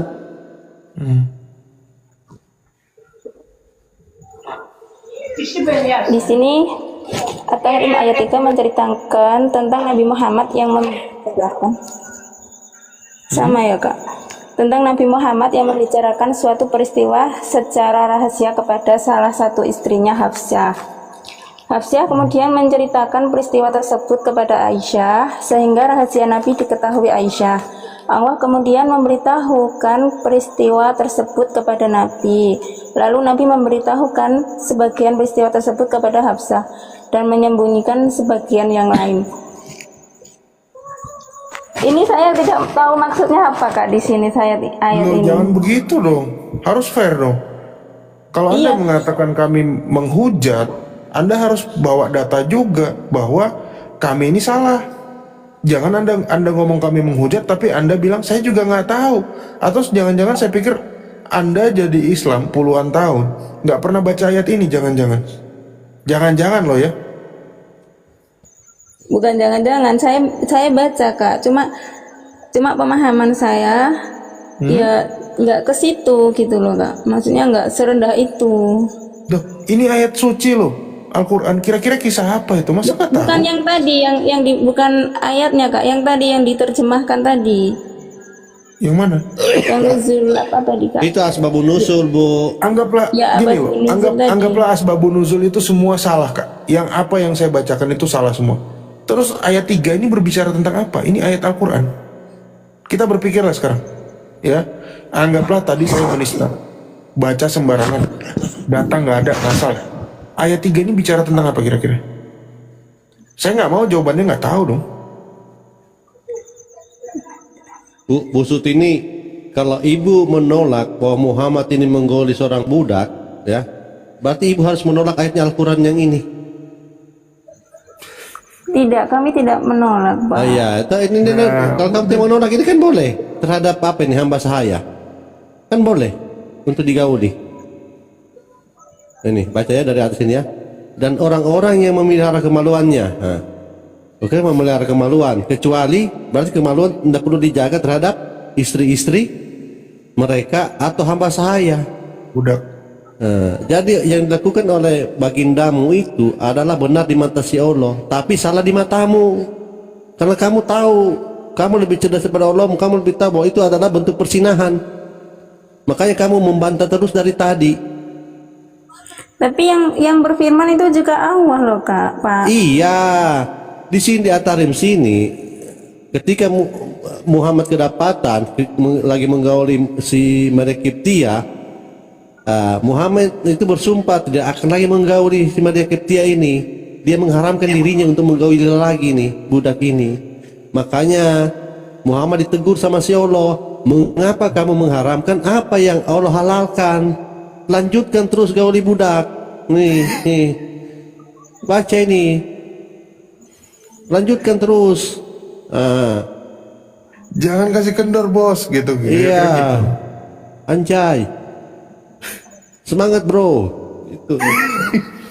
Bapak ini bisa itu asbabul nuzul itu udah dikarang lah Pak, nggak seperti Udah itu. dikarang. Oke. Karena Allah sendiri yang berfirman bahwasanya jauzilah, Oke, Ibu Sutini. jauzilah, Kak. Kenapa di sini kok tambah disuruh? Ibu Sutini, apakah salah ketika nabinya orang Islam ini menggauli seorang budak? Menurut Ibu Sutini? Kalau menurut saya itu dulu memang begitu berlakunya Pak, tapi sekarang sudah berbeda. Berarti tidak salah. Berarti tidak salah ya? Yang dilakukan oleh nabimu ini benar atau salah ini? Ketika dia menggauli seorang budak? Iya benar. Ya kan? Terus nggak usah kamu bantah. Nggak usah kamu bantah bahwa itu tidak. Tapi kamu lebih cerdas daripada si Orlo. Kamu lebih tahu, mengerti berzina itu apa. Orlo tidak tahu, tidak mengerti perzinahan itu apa. Makanya dia diizinkan untuk menggauli budak. Makanya otakmu menolak itu, karena kamu sebenarnya lebih paham, lebih pantas kamu untuk jadi Orlo daripada si SWT. Jangan gitulah Pak. Iyalah. Jangan merendahkan Tuhan kami. Lo ini ayat lah, Kak. Terus yang membolehkan untuk seseorang menggauli budak itu Allah. Ibu Sutini setuju tidak dengan itu, dengan kelakuan kayak begitu? Bu Sutini? Kalau dalam hati saya sendiri sih saya nggak setuju Pak. Iya, tapi itu kan sudah jadi firman Allah ya. Iya. Dan betul itu Ibu Sutini. Ibu Sutini lebih layak untuk jadi Allah sebenarnya dibandingkan SWT ini. Makanya sering saya katakan, kan kemarin Ibu Sutini dengarkan yang saya katakan bahwa Islam mengajarkan umatnya untuk jadi penjahat, untuk masuk penjara, Dengarkan kemarin Ibu Sutini saya katakan itu. Bu Sutini, oke, kalau Ibu berkata begitu, apakah dalam Islam membolehkan suami pukul istri? Tidak boleh. Tidak boleh, oke. Berarti kamu melanggar lagi perkataan Allahmu ini. Saya buka ya. Nah, ini kalau dilakukan ini masuk penjara lagi nih, jadi penjahat lagi orang ini, para suami-suami ini. Oke, Ibu Sutini baca atau saya ini? Anisa 34 ini. Iya, laki-laki atau suami itu pelindung bagi perempuan istri. Karena Allah telah melebihkan sebagian mereka laki-laki atas sebagian yang lain perempuan. Dan karena mereka laki-laki telah memberikan nafkah dan hartanya, maka perempuan-perempuan yang soleh adalah mereka yang taat kepada Allah dan menjaga diri ketika suaminya tidak ada. Ya, karena Allah telah menjaga mereka. Perempuan-perempuan yang kamu khawatirkan akan nuzul, hendaklah kamu beri nasihat kepada mereka. Tinggalkanlah mereka di tempat tidur atau pisah ranjang ya. Dan kalau perlu pukullah mereka, tetapi jika mereka mentaatimu, maka janganlah kamu mencari-cari alasan untuk menyusahkannya. Sesungguhnya boleh tidak dipukul? Hatimu. Boleh tidak dipukul?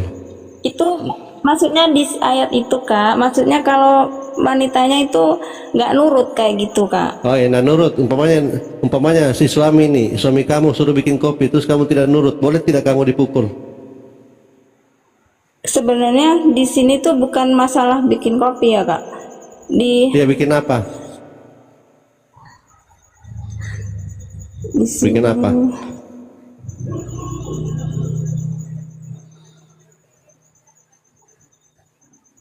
akan najis karena mereka tinggalkanlah mereka tidur.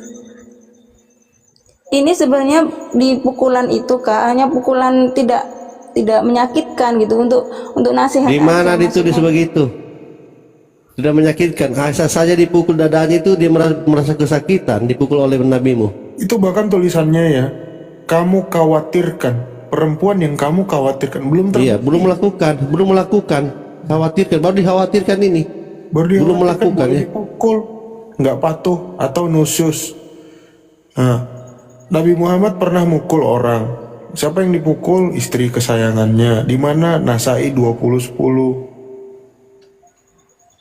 Nasai 20:10 itu hadisnya Kak Sutini. Iya, Bagaimana? jadi, Nabi Muhammad mukul dadanya Aisyah sampai Aisyah bilang apa? Aku kesakitan dipukul sama Nabi Muhammad. Kak Sutini nggak pernah dengar itu? Iya, saya juga pernah dengar itu. Tapi Pernah kan? iya. Nah, jadi kesimpulannya mukulnya menyakitkan atau enggak? Kalau Itu kata di Kak, dalam hadis kan beda lagi Kak. Ini di firman Allah yang di sini. jelas di Jadi Allah menyuruh itu mukulnya itu tidak sampai menyakiti. Jadi mana? gitu. Bahkan Bu Sutini, malah disuruh mana membunuh juga boleh, bunuh istri. Mau lihat ayatnya? Kalau dia menyakiti malah yang lebih parahnya saya astaga. 15 Pak. 15 15 Pak. Kamu lihat ini bunuh istri nih. Baca. Itu pukul tadi ya. Kakak aja lah yang baca gantian. Oke. Dan perempuan yang melakukan perbuatan keji di antara perempuan kamu, hendaklah terhadap mereka ada 4 saksi di antara kamu. Apabila mereka telah memberikan kesaksian, maka kurunglah mereka dalam rumah sampai mereka menemui ajalnya, atau sampai Allah memberi jalan kepadanya. Maha benar Allah dengan segala firman-Nya. Boleh tidak dibunuh? Saat Sampai menemui ajal ini, Bu.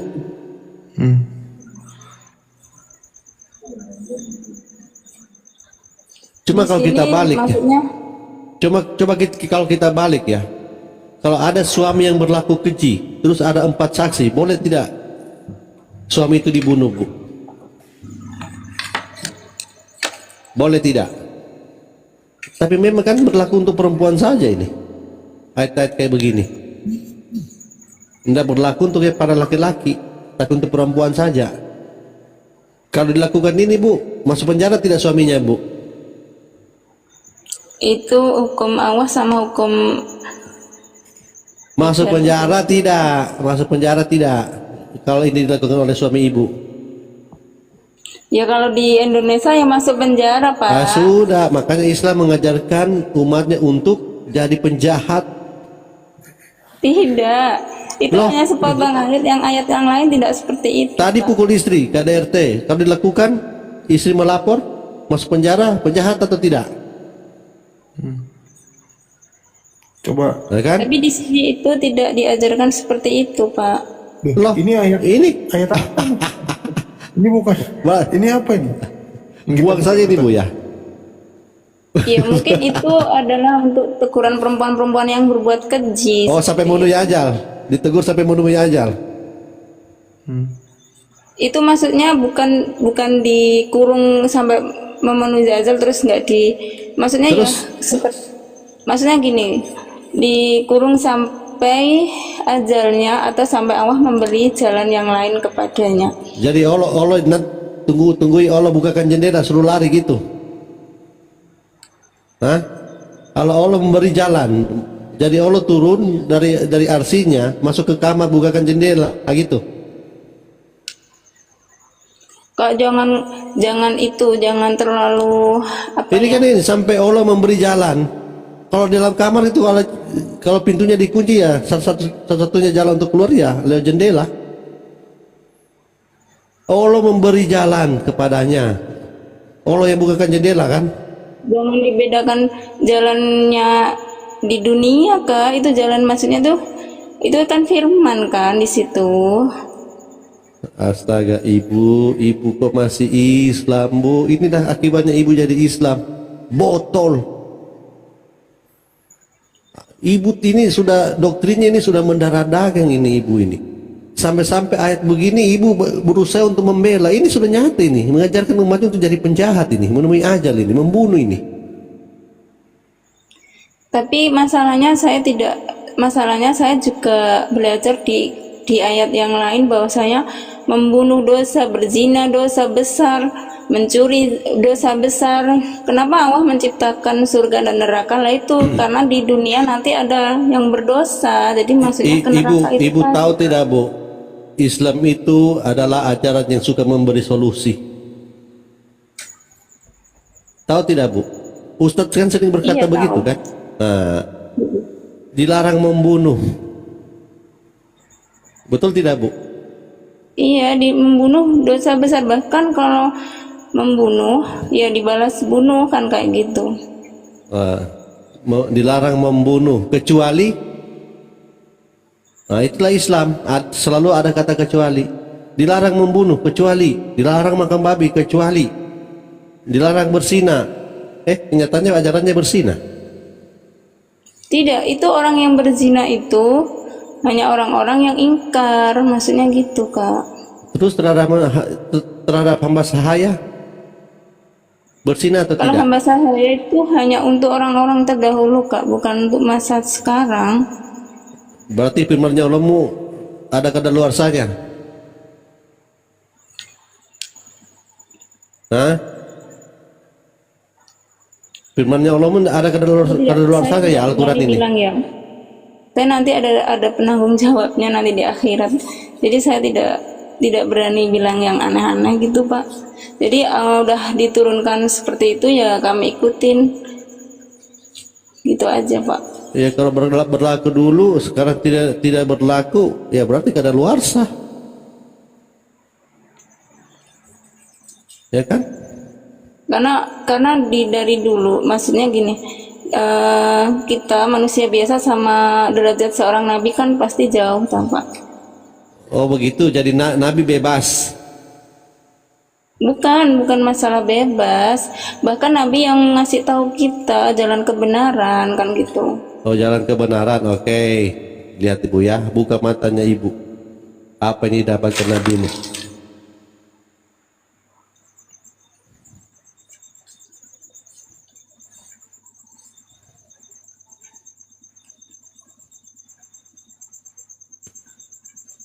Engkau boleh menangguhkan siapa yang engkau kehendaki di antara mereka dan menggauli siapa yang engkau kehendaki.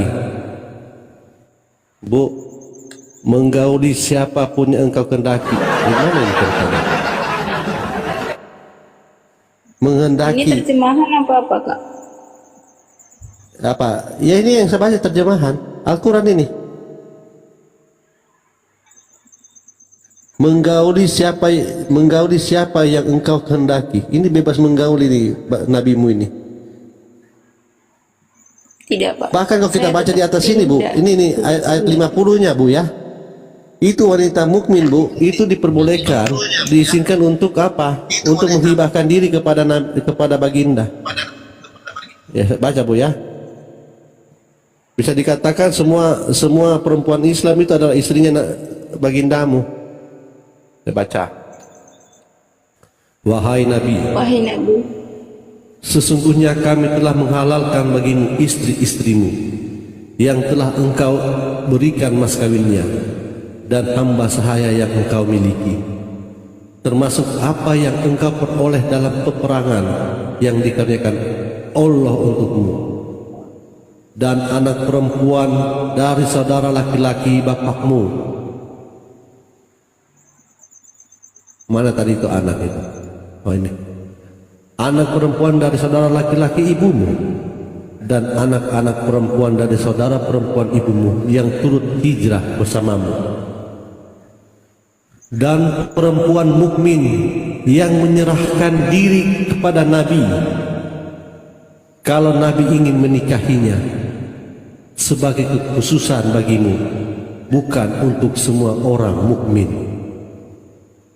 Bayangkan saja Bu ya, orang-orang Islam yang ingin menyerahkan dirinya kepada Nabi itu boleh. Itu tidak berlaku untuk semua Islam lain, hanya untuk nabimu. Nih, Bu, ini kekhususan bagimu, nah, bukan untuk semua orang mukmin. Luar biasa nih Nabi kau ini. Bahkan di mana di tafsir Al-Qurtubi Bu ya, ada 16 itu keistimewaan Nabi kamu. Yang ke-10-nya itu apa? Jika mata Nabi melirik seorang perempuan, maka suaminya harus menceraikannya agar bisa dinikahi oleh Nabi kau.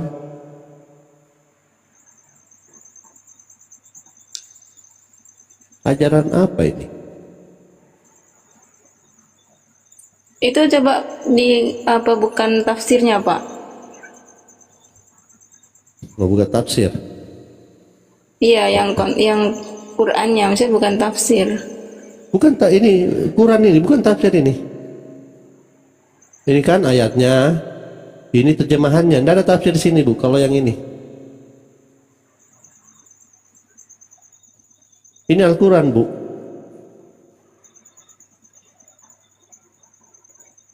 Jadi wanita mukmin itu dibolehkan untuk menyerahkan dirinya kepada nabinya orang Islam ini. Untuk apa? Untuk dinikahi. Itu Iya, khusus kalau untuk Nabi. dinikahi kan, Tahu tidak Bu? Nikah ini apa Bu? Dia gauli. tidak. Kalau nikah sama gauli kan beda Pak. Kalau gauli itu tanpa pernikahan gitu kan. Jadi Tahu kalau tidak Bu? Nabimu boleh menikah tanpa mas kawin, mahar dan tanpa saksi. Bebas. di mana Bapak bisa menerangkan itu? Oke, tunggu ya, saya lihat ya, saya carikan. Ada 16 keutamaan itu, boleh menikah tanpa mahar, saksi. Ya, tunggu, saya carikan.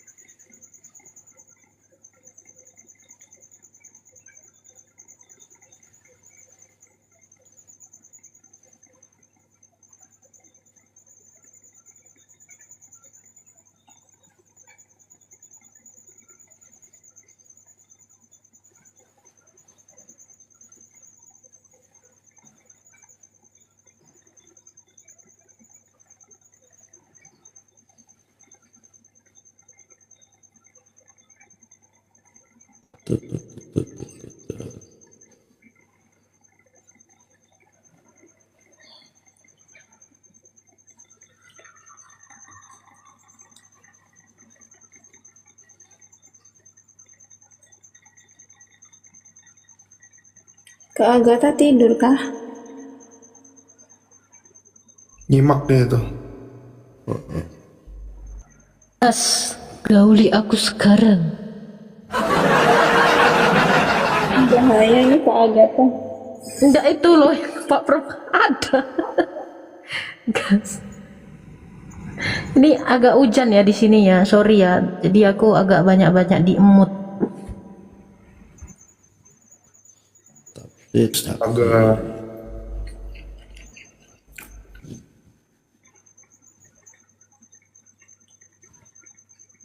Gimana Kak Sutini? Udah Kak Sutini lockout Kak.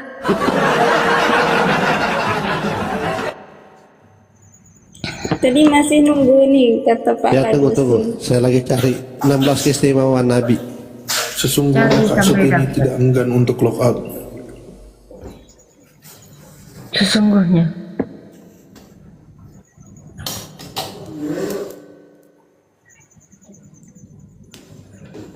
Aku lagi masak ini Prop, masak nasi Prop, lapar Prop. Kenapa laku ini? Aku juga sambil makan ya. Jadi aku mute dulu. CS 4 ayat 24 Ini katanya seru Pak sekali nih Ladu. tausiahnya Pak Ladu emang.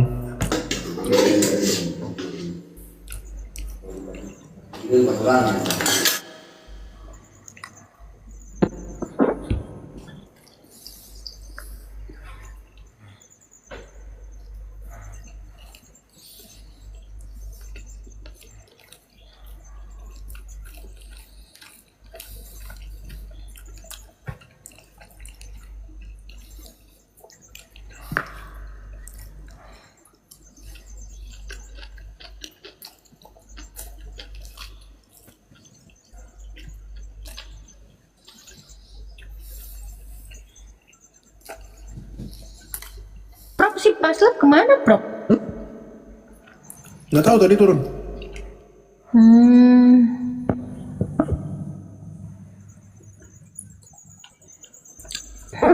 CS 4 Pak Ladu ayat 24. Mana Pak Ladu? Pak Ladu? Apa itu? Ini saya sudah dapat, saya sudah dapat ini. Tunggu ya, saya cari dulu, saya unduh dulu ini. Ada berapa ini? Oh ini ada. Kecil ya.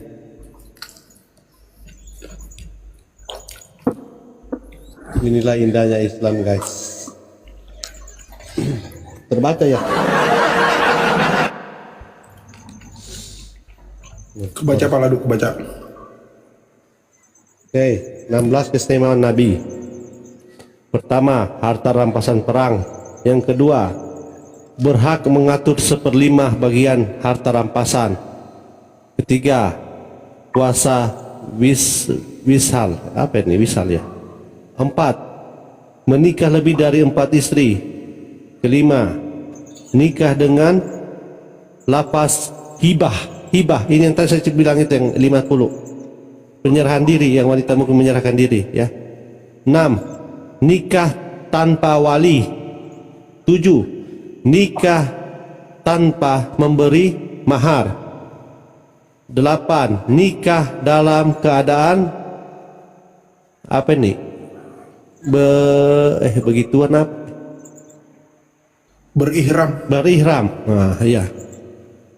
9, tidak berlaku pembagian giliran bagi beliau terhadap istri-istri beliau.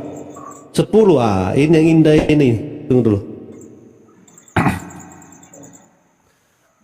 Apabila mata beliau tergerak pada seorang wanita, maka suami wajib menalak istrinya untuk beliau, dan Nabi SAW halal menikahi wanita tersebut. Ibnu Al-Ayubi berkata, beginilah yang dikatakan oleh Imam Al-Haramain. Penjelasan serta contohnya sudah banyak disebutkan oleh para ulama, yakni cerita Said dan istrinya. Ya Bu ya, ini yang paling saya senang, ini yang mata bergerak ini, istrinya langsung diceraikan. 11, Nabi SAW apa ini? Nabi SAW membebaskan Safiyah dan menjadikan kebebasannya sebagai mahar. Oh ini dikawin juga, mahar sebagai mahar. Dikawini juga ini Safiyah ini. Nggak mau rugi. Aduh lari-lari ini. Memasuki Mekah tanpa pakaian ihram. Sedangkan hak untuk tidak memakai ihram hanya berlaku bagi mukmin lainnya. Namun hal itu menimbulkan perbedaan pendapat di kalangan ulama. 13, melakukan perang di Mekah. 14, Nabi SAW tidak mewarisi sedangkan bagian ini dimasukkan pada bagian yang dihalalkan bagi beliau, karena apabila ajal sudah dekat maka akan hilang kebanyakan dari hartanya, dan tidak ada yang tersisa kecuali sepertiganya. 15. Baca aja kayak gitu, bagaimana Status mau kawin abadi. kirim tuh. Beliau status kawin abadi beliau meskipun beliau telah wafat. Maksudnya apa? Istrinya tidak boleh dinikahi, mantan istrinya tidak boleh dinikahi. Mana yang ke-16 ini? Oh. Ada yang 16, pokoknya sampai 16 itu, sampai 15 saya dulu. Kecil Pak tulisannya. Itu ya Bu Sitina ya. Inilah indahnya Islam guys. Apabila mata beliau tergerak pada seorang wanita, maka suami wajib menalak. Luar biasa. Lirikan mata. Menalak istrinya untuk beliau. Dan si Nabi ini halal menikahi wanita tersebut. Maha benar Allah dengan segala firman-Nya. Itu Bu Sutini ya. Ganti Ini HP di dulu. ini di hadisnya Pak. Tafsir Al-Qurtubi Bu. Ibu cari saja nanti di Google. Tafsir Al-Qurtubi 16 keistimewaan Nabi. Baik teman-teman semuanya, kita sudah menyaksikan diskusi tadi di mana teman-teman debater Kristen berhasil memberikan data-data dari hadis yang akurat, di mana kelebihan Nabi adalah salah satunya ketika dia menginginkan istrimu, contohnya ya, maka kamu harus menalak istrimu dan menyerahkan itu kepada Nabi, karena Nabi telah mengingini istrimu. Dia mau dengan istrimu. Nah ini nih yang bagi saya sangat-sangat mengerikan ya dalam ajaran Islam ini. Saya pernah mendengarkan satu cerita dari seorang ustadz. Nah seperti itu, dia menceritakan bahwa di satu tempat itu sedikit ekstrim, di mana kalau seorang Habib itu menginginkan istrimu, maka laki-laki itu dengan gentle akan menceraikan istrinya dan menyerahkan itu kepada Habib tersebut. Saya pikir ini mungkin mental-mental seperti ini mereka mewarisi dari Nabi Muhammad.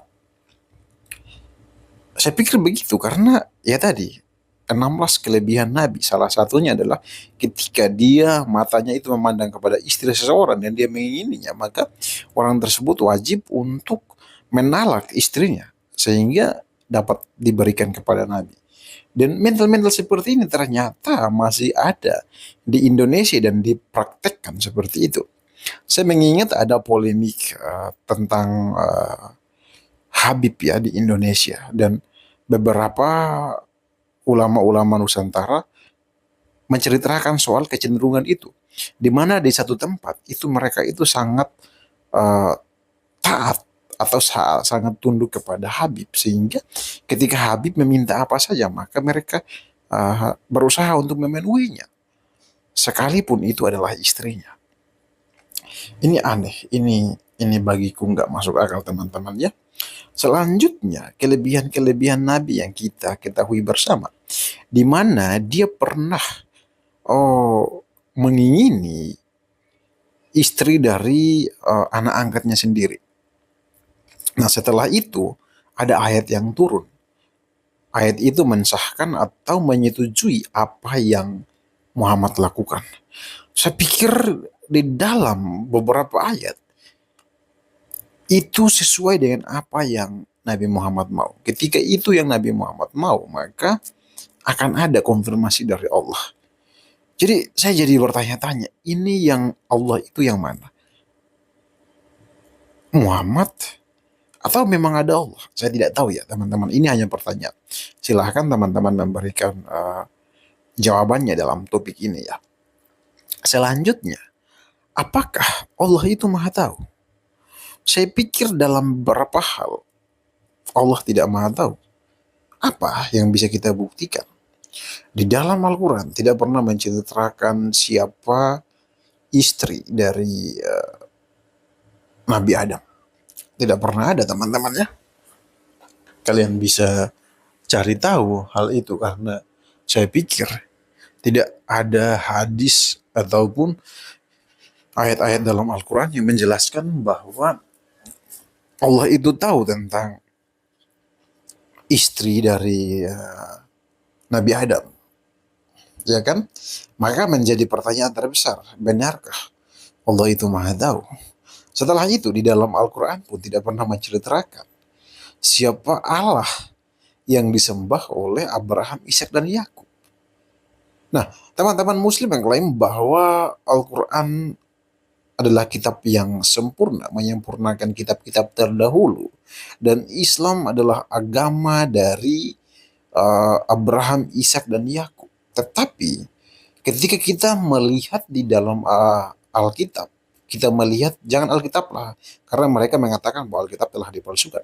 Ketika kita melihat Taurat, Zabur, dan Injil, maka tidak pernah tercatat bahwa Abraham, Ishak, dan Yakub pernah menyembah kepada Allah SWT. Tidak ada.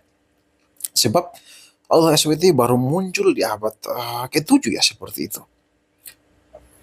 Baru muncul jauh sebelum adanya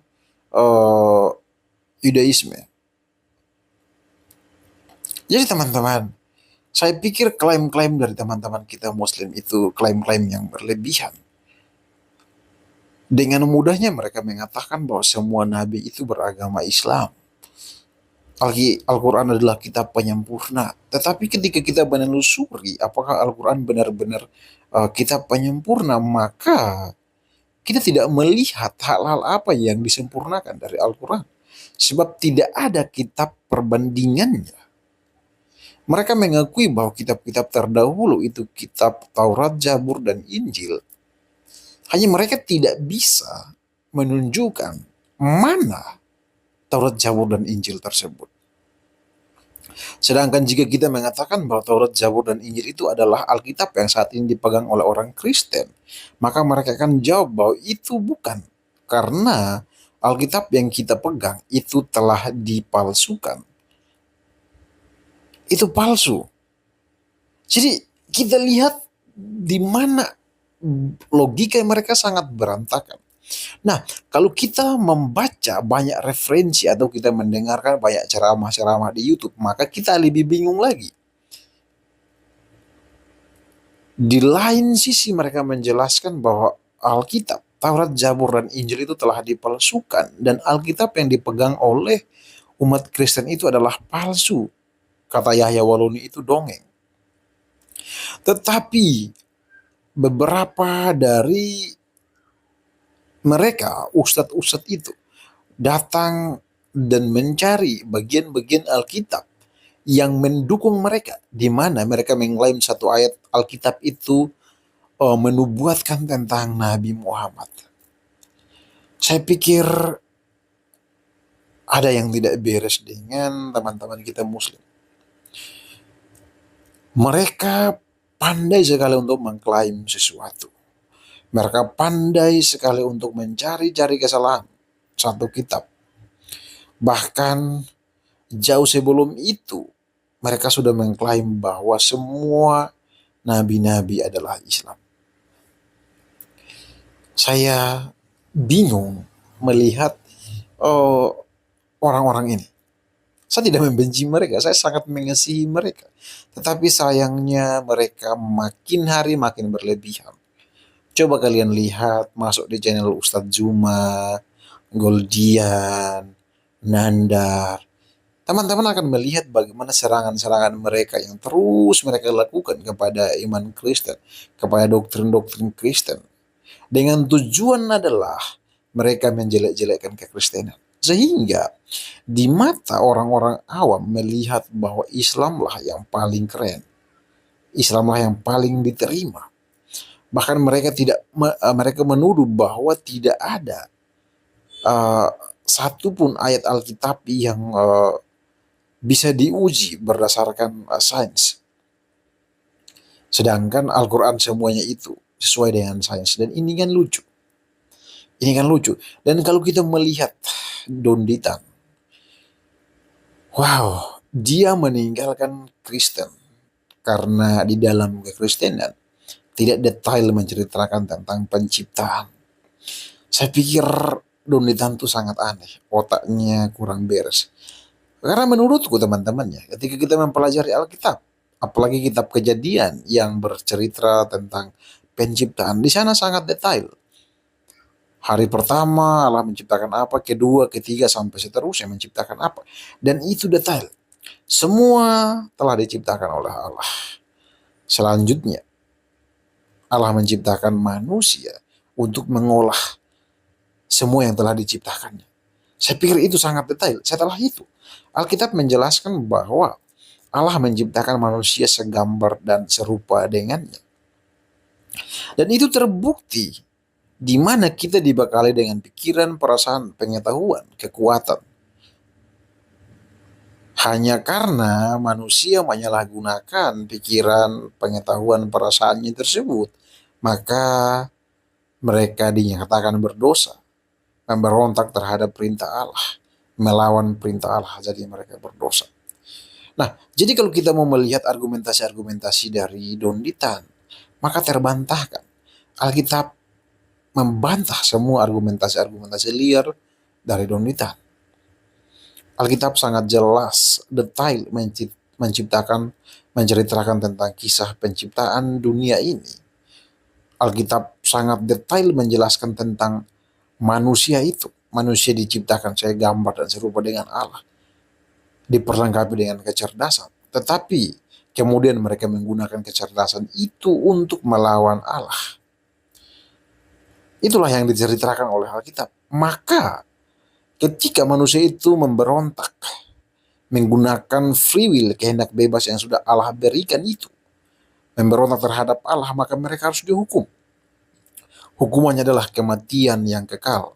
Kemudian Allah melihat bahwa manusia yang telah jatuh dalam dosa itu tidak mungkin mampu menyelamatkan dirinya.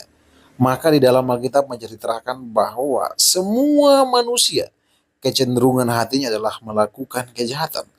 Lalu datang satu agama yang dibawakan oleh Nabi Muhammad, dipopulerkan. Allahnya adalah Allah SWT, menjelaskan bahwa mereka bisa melakukan kebaikan sehingga bisa mencapai surga itu. Saya pikir ini aneh, teman-teman. Ini aneh karena tidak ada perbuatan baik satupun yang bisa membawa manusia ke surga. Tidak ada.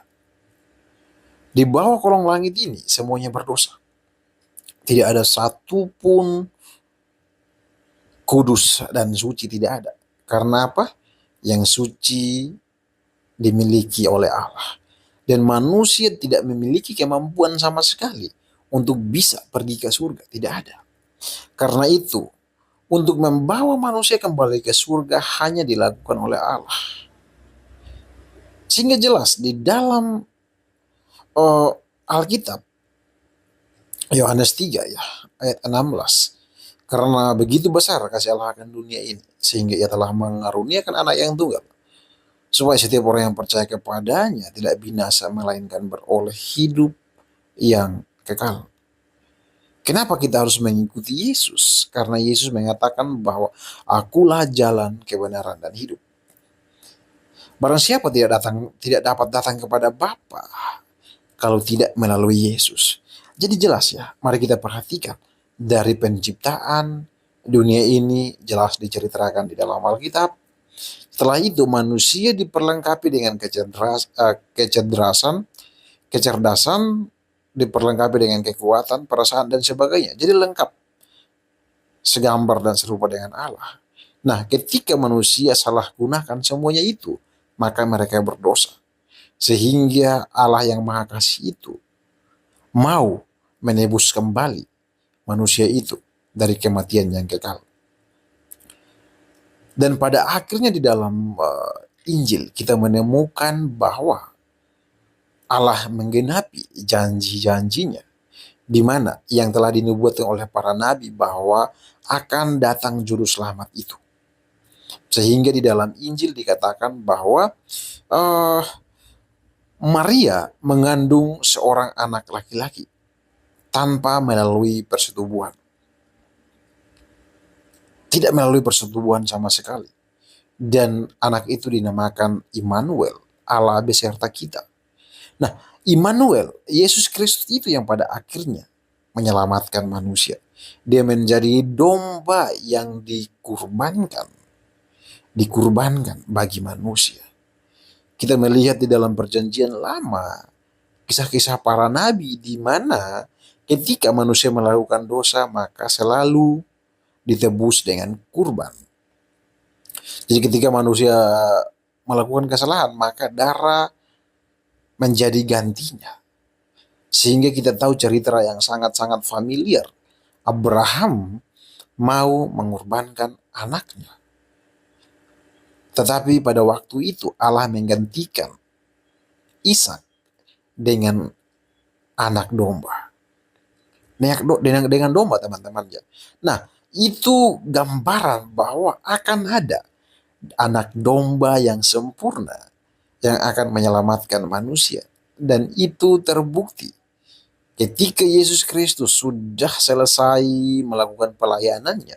Dia mengajar, pergi dari kota ke kota, dari desa ke desa untuk mengajar manusia untuk menyembah kepada Allah Tritunggal. Kemudian ketika dia sudah banyak sekali mengajarkan orang-orang dan dia memberikan perintah kepada para murid-muridnya. Pergilah, jadikanlah semua bangsa muridku dan baptislah mereka dalam nama Bapa, Anak, dan Roh Kudus. Kita lihat teman-temannya. Jadi perintah Allah Tritunggal, Yesus Kristus itu jelas. Untuk pergi menjadikan semua bangsa murid Yesus. Nah, orang-orang yang menentang perintah ini adalah anti-Kristus. Ya kan? Jadi anti-Kristus itu akan memberikan sebuah pengajaran yang berbeda, yang bertentangan dengan Taurat, Zabur, dan Injil. Dan ya itu jelas, orang Kristen percaya bahwa nabi atau orang yang mengklaim dirinya nabi setelah Tuhan Yesus, maka itu adalah nabi palsu. Siapapun itu.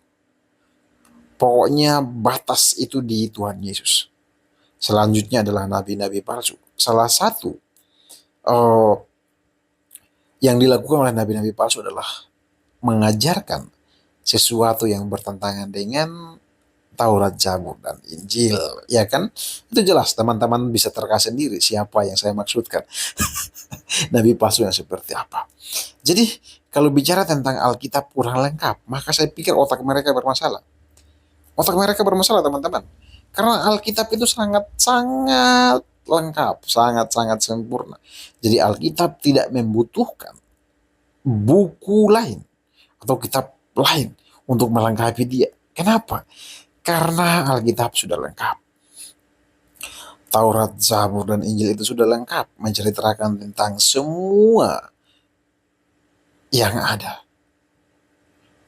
Tidak ada satupun yang luput dari Alkitab. Semua hal tentang dunia ini, tentang manusia, tentang binatang, tentang pohon-pohonan, semuanya diceritakan oleh Alkitab. Bahkan hukum-hukum semua diberikan kepada manusia. Bagaimana manusia memperlakukan alam ini, bagaimana manusia memperlakukan sesamanya manusia, bagaimana manusia memperlakukan tumbuh-tumbuhan, bagaimana manusia memperlakukan binatang.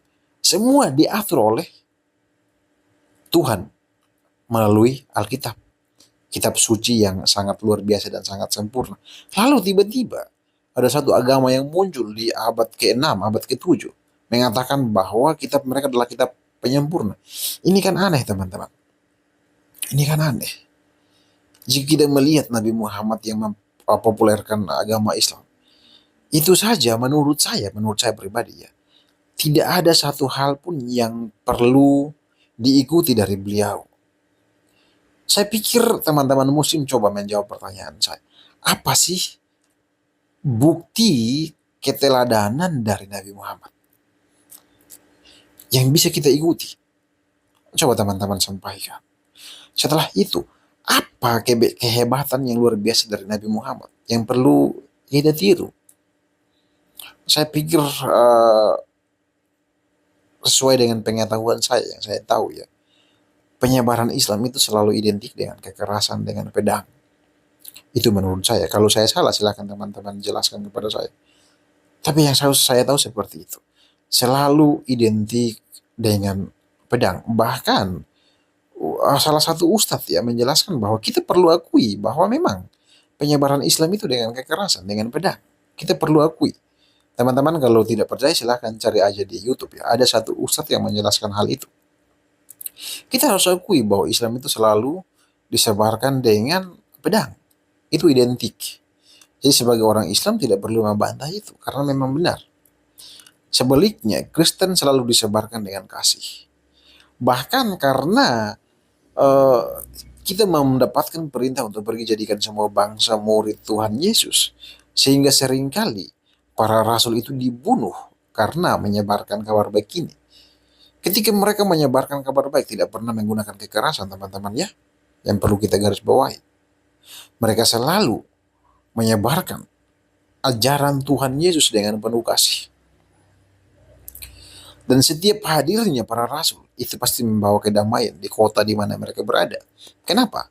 Karena kehadiran mereka dinanti-nantikan oleh banyak orang. Mereka mampu menyembuhkan orang yang sakit. Mereka bisa membuat mujizat-mujizat.